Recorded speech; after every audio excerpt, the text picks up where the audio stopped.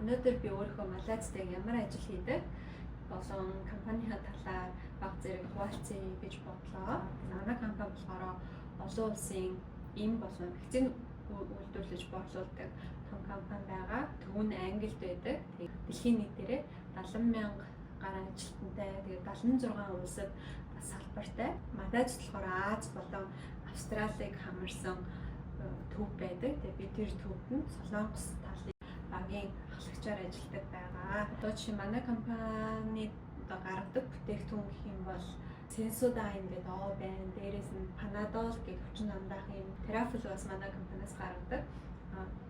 Гэтэ манай компани хамгийн том зах зээлийг эзэлдэг бүтээгдэхүүн бол ялцчаараагүй вакцинууд байдаг. Тэгээд миний яг хийдэг ажил юм бол би Солонгос талд одоо тэр компани үйл ажиллагаа хэрэгтэй бичиг баримтуудыг бэлдэж өгөх, дээрээс нь дүрм журмыг зөрчиж байвал тэрийг маш шалгаж өгдөг.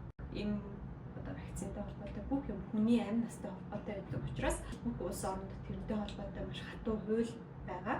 Тэр хуулийн зөрчин бол одоо компани бас торгуул болгох эсвэл үйл ажиллагаа зогсоох тийм эрсдэлтэй. Тийм болохоор одоо би тэрийг хэмжил гаргахгүй тулд бичиг баримтууд нь зөв одоо байна уу гэдгийг шалгадаг тийм ажил хийдэг гэсэн үг. Өмнө нь бас хэлжсэн манай компани англи компани учраас соёл нь маш гоё. Тэгээд ийм нэг төвшингийн соёл гэх юм да тий. Энд одоо дарга гэдэг хүний үүргэн л их гэсэн үүрэг бол хариуцлага ихтэй болно гэсэн үг. Тэгээд багийн гишүүн маань ямар нэг алдаа эсвэл мэдэхгүй зүйл байх юм бол дарга тэрэн дээр зөвлөж туслах үүрэгтэй гэсэн үг. Тэрнээс биш буруу юм хийсэн үед тэрийг загнах тэгэж одоо хариуцлага тооцох тийм юм бол ерөөсөө байхгүй.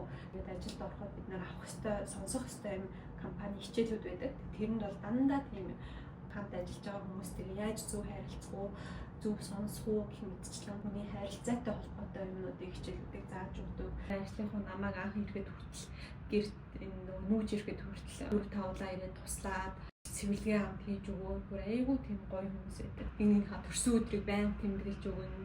Компани тэр уур амьсгал бол үнэхээр бүр 100% маш гоё байдаг.